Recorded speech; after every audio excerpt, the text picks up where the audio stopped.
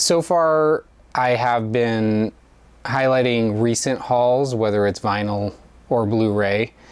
And one of the main things I wanted to do with Collection Reflections is reflect on the collection of movies and music that I've accumulated over the years.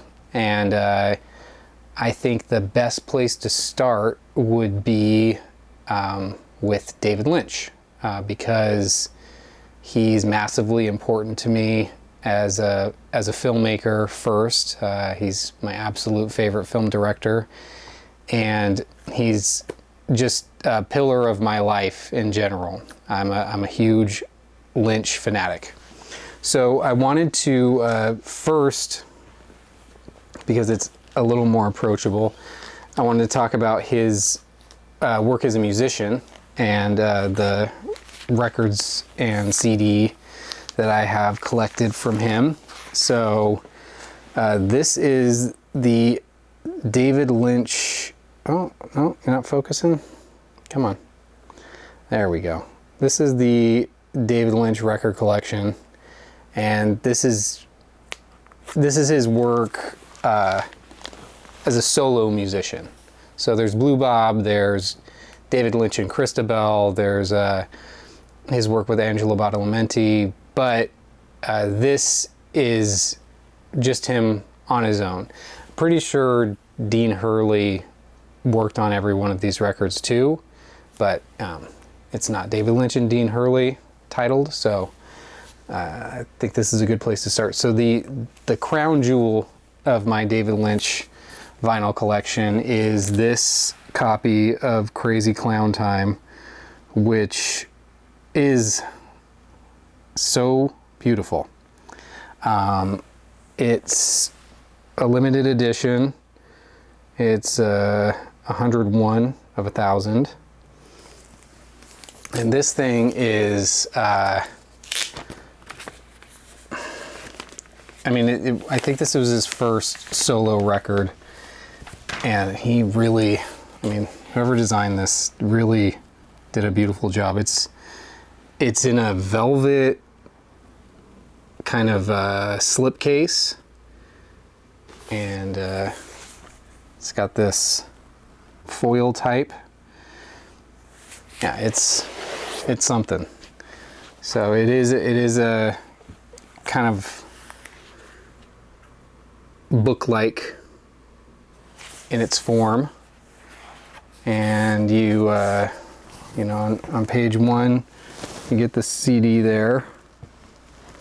So, and then each page is where the records go,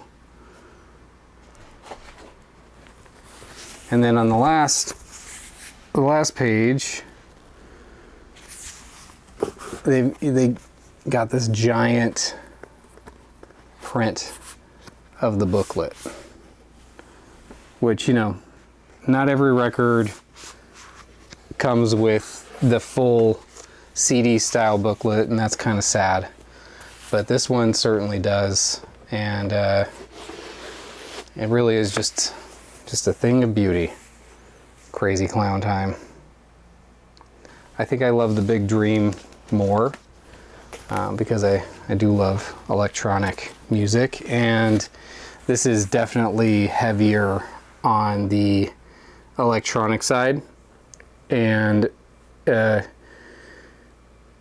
it's just, it is a beautiful record. I kept some article from the LA Times with this, but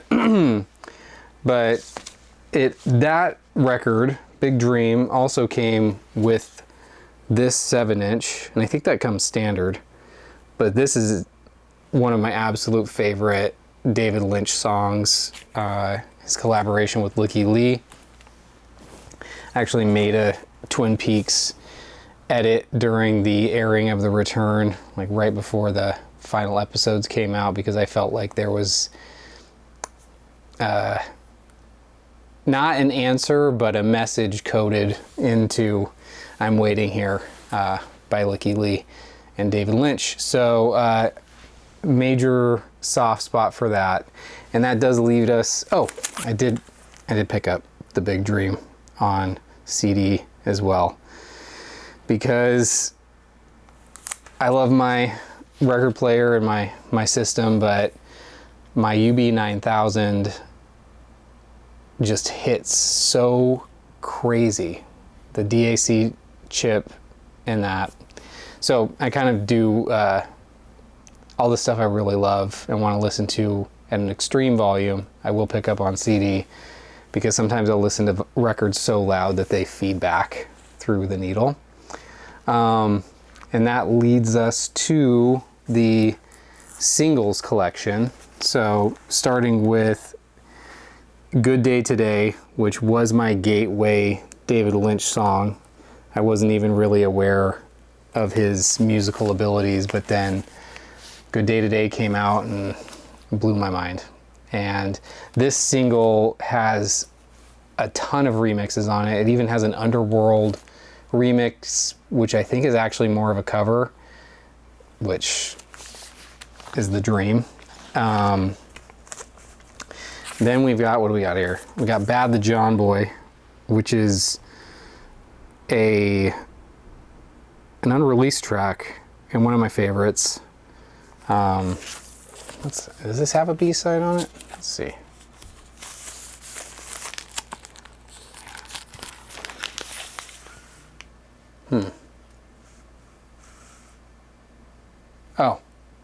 Oh, it has a Big Dream remix as the B-side. And then we have the Moby Noah's Ark remix. And then lastly, we have this beautiful 7-inch that Sacred Bones released of Ghosts of Love and Imaginary Girl. Inland Empire era David Lynch. And I think that, I mean, I should know this, but I think that was when he really started making his own music, was Ghosts of Love. And it was certainly an indicator of like the sound that he would explore through the end of his life. I wanted to start with the music because I think while it wasn't his, it's not the medium you think of David Lynch for, I think it's some of the most personal work that he made. And the last piece of art he left us with was the album he made with Christabel.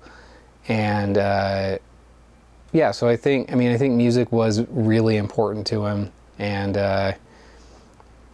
I thought it was a good place to start when reflecting on the David Lynch collection. So here's that big stack. Not the biggest stack, but a good chunk of my shelf space. The David Lynch solo work. And later on I'll get into his collaborations and also the soundtracks to all of his films. But yeah, if you haven't heard David Lynch's music, I highly recommend checking it out, because it is a huge part of what I love about his Lynchian universe he created and his body of work.